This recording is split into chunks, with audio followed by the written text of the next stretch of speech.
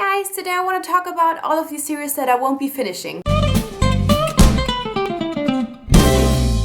This is the third and final part in my video series about all of my unfinished series. I will leave the link to the first and second video down below in case you haven't seen them. And this video is obviously about all of the series that I have started and won't be finishing. The first series I have is the Stargirl Duology, I believe, by Jerry Spinelli, and I really enjoyed the first book and I thought it was like really inspiring and really beautiful story. But I just don't really feel like the second book, which is called Love Stargirl, would be something I would enjoy. I think it would kind of destroy my thoughts and feelings about this first one, so I'm just not really feeling like it. If you have read the second one and you felt like it was really good, definitely say that in the comments and, you know, maybe try to give me some arguments as to why I should read the second book as well. This next series is The Inheritance Cycle by Christopher Paolini, and I read the first book, Aragon, way back in like 7th grade, and I really enjoyed it back then, but I never picked up the second book. And then 2 years ago I decided to reread the first one. I actually listened to the audiobook just to remember what happened and then continue with the series. And rereading the first book, I just noticed that I don't enjoy this series as much anymore. I still gave the second book, Eldest, a chance, but I just really couldn't get into it, and I read a few pages and then just decided to completely ditch this series. I know there's many people out there who really like this series, but I think I have kind of just went over the point where it would have been something I would enjoy, which is sad, but that's just what's happening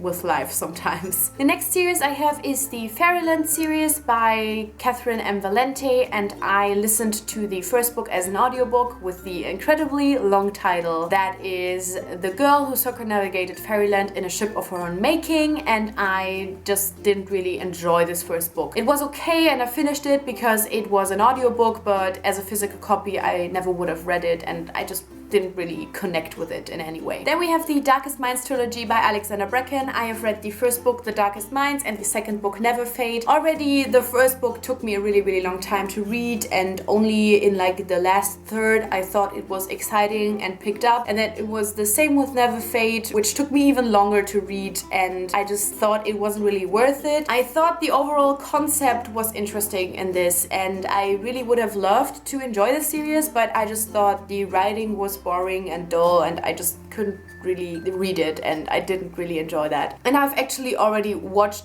the book talk for the last book, In the Afterlight, that Christine from Poland Bananas Books did, just so I could know what happens to the characters and to this dystopian world, but I just didn't want to read that myself. Next we have the Madman's Daughter trilogy by Megan Shepherd, and I read the first one, The Madman's Daughter, and I was really disappointed because I thought this would be a creepy and a horror read, but instead it was a lot about a love triangle and just nothing that I had expected. And I've actually heard from some people that really enjoyed this first one that they didn't enjoy the second one, so that's even more reason for me to just not continue with this at all. Next we have the Gemma Doyle trilogy, and I read the first book, A Great and Terrible Beauty, and I have been discussing with myself for a really long time if I wanted to continue this trilogy. The first book was fine, I didn't hate it, but I also didn't love it, and basically the main decision as to why I won't continue the series is because I cannot get the second and third book in this beautiful edition,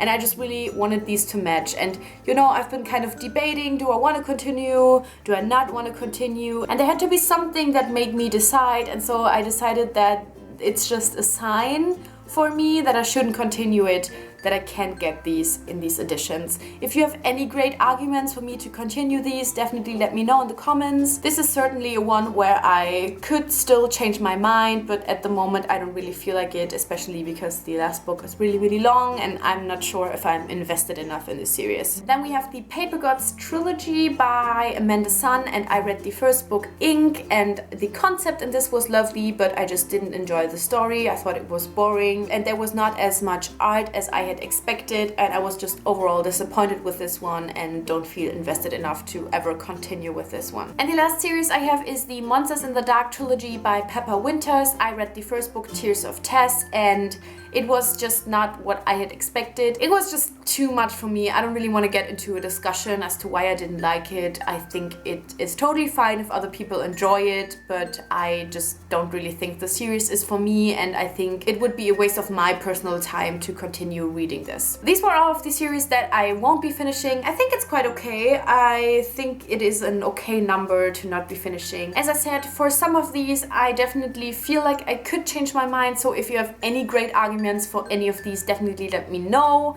I would love to hear about them, and yeah, thank you so much for watching. I guess I'll see you soon. Bye!